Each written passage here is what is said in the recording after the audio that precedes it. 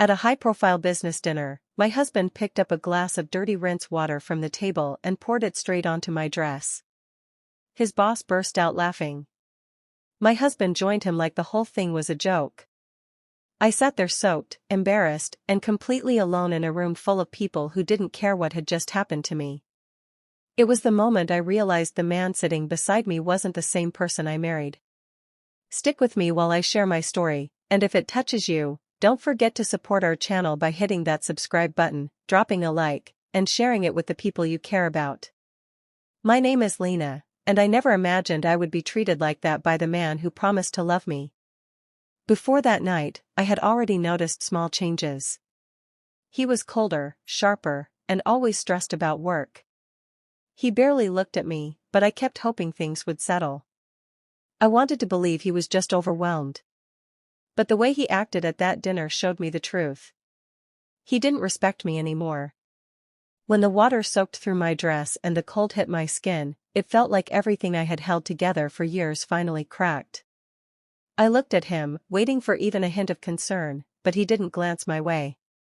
He kept laughing with his boss like humiliating me made him look stronger in their world. I walked out of that room without saying a word. I didn't want to cry in front of them. I didn't want to give him the satisfaction. That night didn't break me. It woke me up. And it pushed me to do something he never saw coming. When I first met Drew, he was gentle and steady, the kind of man who made space for me in every part of his life. He listened when I spoke, he cared about my dreams, and he treated me like someone who mattered. In the early years of our marriage, we built a quiet routine that felt safe. He would come home tired but still smile when he saw me. I held on to those moments, believing they meant something strong enough to last. Everything shifted the moment he joined Cresswin Logistics. At first, he acted proud and excited, talking about new projects and long-term plans.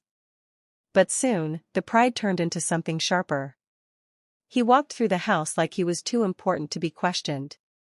He corrected the way I spoke, the way I cooked, even the way I folded laundry. It was as if he needed to remind me every day that he was climbing higher and I was staying still. He stopped asking how my day was. He stopped noticing when I tried to help. Whenever I made a small mistake, he treated it like proof that I was holding him back. I watched him change piece by piece, and every new piece felt colder than the last. The man who once held my hand now pushed it away so he could check his phone.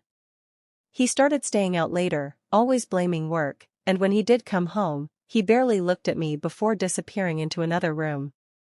I kept telling myself it was a phase, that he was stressed, that he would settle again.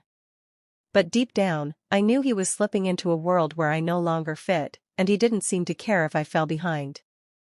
The longer Drew stayed at his new job, the more distance he put between us. He returned home long after dark, carrying a tense energy that filled every room. He no longer greeted me when he walked through the door, he went straight to his office or the shower, shutting me out without a single word. When I tried asking if something was wrong, he answered with short, sharp replies that made me feel unwelcome in my own home. He began pointing out tiny things he claimed made him look bad. If I asked a question he thought was unnecessary, he sighed like I had interrupted something important. If I made a suggestion, he acted like I was challenging him. One evening, after a quiet dinner, he told me I needed to stop making him look small in front of people he worked with. I sat there confused because I hadn't said anything unusual. Yet he looked at me as if I had ruined something valuable to him. His reactions grew harsher. A simple comment turned into him raising his voice. A harmless reminder turned into him accusing me of not understanding how much pressure he was under. Whenever I attempted to explain how his behavior hurt me, he dismissed it with a wave of his hand, as if my feelings were an inconvenience he didn't have time for. I noticed he cared more about meetings, deadlines, and company plans than anything happening at home. If I asked for a moment of his attention, he acted impatient, like hearing me talk was a chore he had to endure. Some nights, he didn't even bother pretending. He walked past me without acknowledgement, as if I were part of the furniture. That was when a quiet suspicion settled in my chest, something deeper was changing, and I was slipping out of his world. One evening, Drew walked into the kitchen and announced that I would be joining him at a company event. He didn't ask if I was free, and he didn't explain anything. He simply stated it as if it were an obligation I had signed up for. When I asked what kind of gathering it was, he didn't bother giving details. He only said it was important and that I needed to show up and behave. His tone made it clear this wasn't about spending time together. It was about how I would appear beside him. I felt a small knot form in my stomach, but I stayed quiet. I didn't want another argument. He placed the invitation on the counter and walked away before I could ask anything else. The night of the dinner, I tried to dress neatly, hoping to avoid upsetting him. When I stepped into the car, he glanced at me once and turned the radio on without a word. The silence stayed heavy until we reached the main road. Then he started giving instructions, how I should greet people, how long to speak, what topics to avoid. The longer he talked, the more it sounded like he was preparing me for an exam rather than taking me as his partner. Halfway through the drive, he looked straight ahead and told me not to throw off the mood for anyone. I wasn't sure what he meant, but I nodded anyway, not wanting to make things worse. His warning felt more like a threat than advice. As the lights of the restaurant came into view, my hands felt cold against my dress. I knew I wasn't walking into a pleasant evening. I was stepping into a room where every mistake, real or imagined, would be blamed on me. The moment we stepped inside the dining hall, Drew acted like he didn't know me. He walked ahead, leaving me to navigate the crowded room alone. When he finally introduced me to a group near the table, he did it with a tone that felt more like a joke than respect. He glanced at my outfit and made a comment loud enough for the others to hear, suggesting I had rushed out of the house without looking in a mirror. A few people forced awkward smiles, unsure how to respond. As we sat down, he kept finding something to criticize. The way I tucked a strand of hair behind my ear became material for another remark. Even the sound I made when I tried to hold in a nervous breath turned into a target. Every word he said chipped away at me, but I tried to stay calm, hoping the night would pass quietly. Near the middle of the dinner, a server cleared plates and set a small cup near my side, not noticing it held the murky liquid used to rinse utensils. I shifted slightly to avoid it, but Drew noticed it before I could move it away. Without hesitation, he reached for the cup with a smirk spreading across his face. Before I understood what he was doing, the cold liquid splashed across my lap. A gasp escaped me as the fabric of my dress clung to my skin. Drew leaned back in his chair and made a comment about helping me wake up. His boss, Miles Brenner, burst into laughter, shaking the table with the force of it. I felt every eye around the room turn toward me. My face burned, not from anger at first, but from the sting of being treated like nothing more than a prop for their amusement. For a few seconds after the cold liquid hit my clothes, I couldn't move. The room felt too bright, the voices too loud, and the air too heavy. I swallowed hard, forcing myself not to fall apart in front of people who clearly didn't care how I felt. My hands trembled as I pushed my chair back, trying to stand without drawing more attention, even though every sound seemed to echo around me. I whispered a quick apology to the people near me, even though I had done nothing wrong. My voice was thin, barely there, but it was the only way I could leave without causing a scene. I walked toward the exit with careful steps, feeling the wet fabric cling to my legs and hearing faint laughter behind me. Each footstep felt like a reminder that I was completely alone in that room.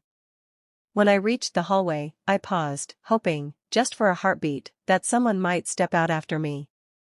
Maybe a coworker of his. Maybe a server who saw what happened. Maybe even Drew. But the door stayed shut. No voices called my name. No hand reached for me. The silence made everything clearer than any argument ever could. I kept moving until I reached the parking lot. The cool night air hit my face, mixing with the tears I had been holding back since the moment I stood up. I didn't wipe them away. I let them fall because they weren't a sign of weakness anymore. They were the last pieces of the person who kept hoping Drew would treat me better. Standing there under the dim lights, with my clothes still damp and my heart aching, something shifted deep inside me. A calm, steady determination grew where the hurt had been. I knew I wasn't going back into that room. And I knew this moment would change everything that came next. Long before my life with Drew started falling apart, I had a responsibility I rarely spoke about. After my aunt passed away, she left me control of an investment group she built from the ground up. She trusted me with it because I had spent years learning quietly at her side, helping her review files and understand how companies rise or fall. When I took over, I kept the work separate from my home life. I didn't brag about it, and I didn't use it to impress anyone. I simply continued what she started, letting the firm grow at its own steady pace. I called it Kessel Partners, after her maiden name. The business handled corporate portfolios, buyouts, and long-term holdings. It wasn't loud or flashy, but it was strong. I managed a team who respected privacy and staying behind the scenes. Everything operated smoothly because we understood the value of keeping our focus on strategy instead of attention. I didn't need public praise. I just needed the company to thrive. Drew never asked about my work. He assumed I stayed busy with small tasks around the house and never wondered where I went during the day. If he had bothered to listen, he might have learned the truth. But he never did. He was always too wrapped up in proving himself to others. Because he ignored my world, he never noticed the updates I reviewed late at night. He never saw the contracts I signed or the negotiations I handled. He thought I was living quietly in his shadow when, in reality, I had influence he couldn't imagine. I never planned to use my position for anything personal. But after the night he left me alone in that dining hall, everything inside me shifted. For the first time, my work wasn't just work anymore, it became a path forward. About a week after that dinner, I returned to my usual routine at Kessel Partners. I buried myself in reports, trying to quiet the storm still sitting in my chest. While reviewing a stack of files, one name stood out on a list of companies seeking financial help. I almost turned the page, but something made me pause. The request came from Cresswin Logistics, Drew's workplace. Curious, I opened the full report. What I found wasn't a small issue. It was a situation spiraling far beyond what the public could see. Their newest expansions had drained their resources faster than expected. Multiple projects stalled, lenders were pulling back, and suppliers were demanding overdue payments. On top of that, internal mismanagement had created gaps no one filled. The company wasn't just struggling, it was sliding toward collapse. They needed a buyer, and fast. Our team had already begun reviewing their numbers before I even noticed the name. Kessel Partners often evaluated companies in distress, so this was just another file to them. They had no idea someone connected to the company had a personal tie. As I read through their notes, I realized my firm's offer was already moving through the process. Quietly. Efficiently. And with strong leverage due to Cresswin's desperation. There were other bidders, but none moved as quickly or had the financial stability we carried. Our proposal was gaining momentum, and the board overseeing the decision had started leaning toward accepting it. They only saw us as a clean solution to a fast-growing problem. No one knew the person guiding that offer had once sat across from their executives at holiday gatherings. No one knew I was tied to the man who worked under their roof. For the first time, I felt a strange calm settle over me. The business world was shifting, and it was shifting in my direction. Once the decision was made inside my firm, everything moved quickly. Our analysts refined the valuation, our legal team prepared the documents, and I approved the final figures. The offer we submitted was direct and powerful, an all-cash proposal that promised immediate stability. Companies in Cresswin's position rarely turned down something that solid. Their board reviewed the terms, checked the background of our group, and agreed almost immediately. There were no delays, no debates, no second-guessing. They needed a lifeline, and we provided one. When the acceptance came through, I felt a quiet shift inside me. It wasn't excitement or pride. It was something steadier, something that felt like reclaiming a part of myself I had forgotten. The deal wasn't about revenge, it was simply business. But I couldn't ignore the way the timing aligned with everything Drew had become. At home, he walked around with a confidence that didn't match the chaos buried inside his company's walls. Over dinner, he mentioned that the leadership team had found a powerful investor willing to help turn things around. He spoke with such certainty, as if he personally made it happen. I listened without reacting, keeping my expression calm, letting him talk as long as he wanted. He described the offer in broad terms, repeating what he had overheard in meetings. He said the company was fortunate to have caught the attention of a group with that much financial strength. He even added that this step would secure his role and open new opportunities for him. There was no space in his mind for the possibility that someone close to him might play a part in it. He never suspected the person behind the signature on the agreement lived under the same roof, sitting across from him at that very table, quietly watching his words fall into place. The morning after the acquisition, I walked into Cresswin's main office without a hint of hesitation. The air was filled with quiet murmurs of employees who hadn't yet heard the news. Drew spotted me from across the lobby and raised an eyebrow, a self-satisfied smirk on his face. He assumed I had come to smooth things over, maybe even apologize for the argument-filled nights we had shared. He looked ready to charm me with his version of control. I didn't respond to his expression. I moved past him toward the boardroom, keeping my composure steady. Employees glanced up, unsure why I was walking with such confidence. Drew trailed a step behind, still grinning, until we entered the room. The board members stood, waiting for the formal introductions. I had prepared everything in advance, ensuring there was no chance for surprise or resistance. One of the directors cleared his throat and addressed the room. Then, in a tone both formal and deliberate, he announced that I was now the majority owner of Cresswin Logistics. The weight of those words hung in the room like a curtain dropping on a stage. Drew froze. His smirk vanished, replaced by a look of disbelief. His face turned pale, lips slightly parted, eyes wide as the reality hit him.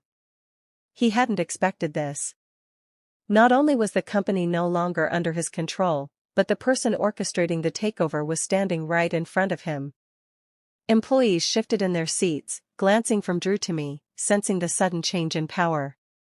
For the first time, Drew realized that the life he had taken for granted, the respect, the control, the confidence he carried in the office, was gone.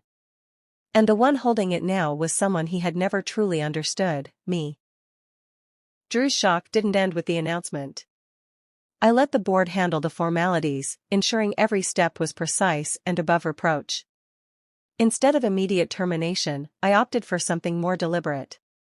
I reassigned him to a position that carried little authority, one carefully chosen to strip him of influence but still keep him under observation. It was a role that forced him to follow rules he had spent years ignoring, and it made his daily presence a constant reminder of his lost power. I had already compiled statements from several employees who had grown weary of his behavior. They had recounted moments of arrogance, intimidation, and disregard for workplace rules. All of it was documented meticulously, leaving no room for denial. I handed the file to HR, letting them conduct a thorough investigation. While the process unfolded, Drew was confined to a small, windowless room tucked in the back of the building.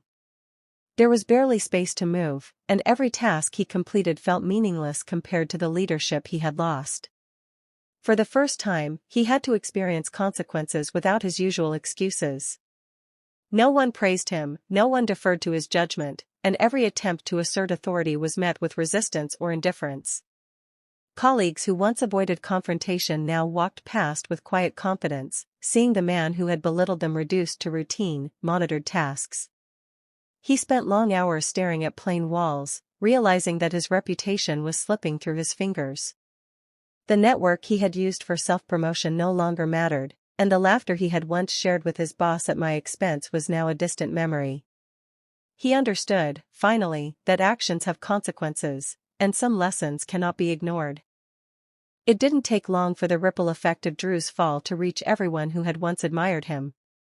Colleagues whispered in hallways, clients questioned his decisions, and investors started pulling back their support. The persona he had carefully built over the years, confident, untouchable, in control, began to fracture with each passing day. People who had once laughed at my presence now saw him differently, as someone who had misjudged everything around him. Miles Brenner tried to defend him publicly, insisting that Drew was capable and reliable. But the investigation into workplace misconduct and internal audits revealed irregularities Miles had overlooked or ignored.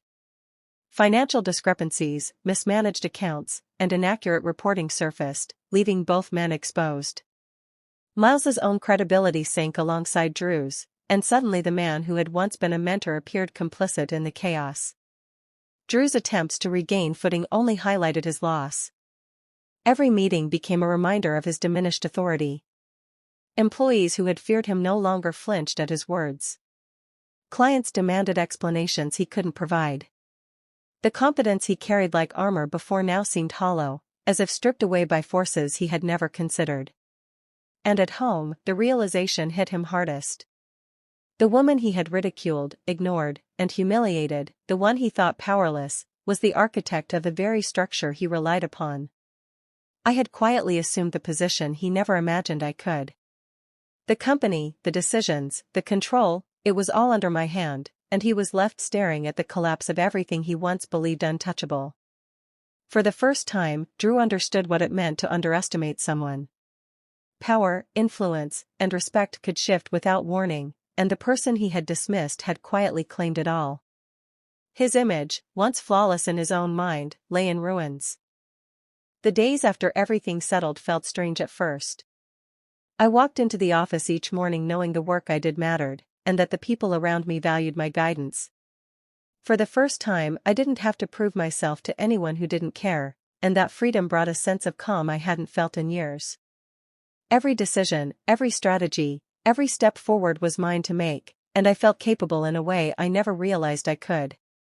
Drew left quietly, and we finalized our separation without argument. He took nothing of value, only carrying the weight of mistakes and the memory of underestimating me. I didn't gloat. I didn't need to. The impact of his actions and my response had already spoken for itself. It was enough to know that the course of events had shifted completely, and I was the one steering the ship. Looking back, I see how humiliation and betrayal can either crush you or awaken something stronger inside. The nights I spent doubting myself, the moments I questioned my worth, they became lessons. They shaped a resilience I didn't know I had, and they taught me the importance of quiet strength. I didn't need a dramatic confrontation to show my power, I simply embraced it. Now, every morning I enter Cresswin's offices, I do so with a sense of purpose. My team trusts my judgment, respects my leadership, and works with me to grow what we have built. I have learned that true revenge isn't about spectacle, it is about quietly claiming the authority, respect, and life someone tried to deny you. And in that quiet claiming, I discovered something far more valuable than anything Drew or his world could take away, my own unshakable confidence, and the knowledge that I am unstoppable.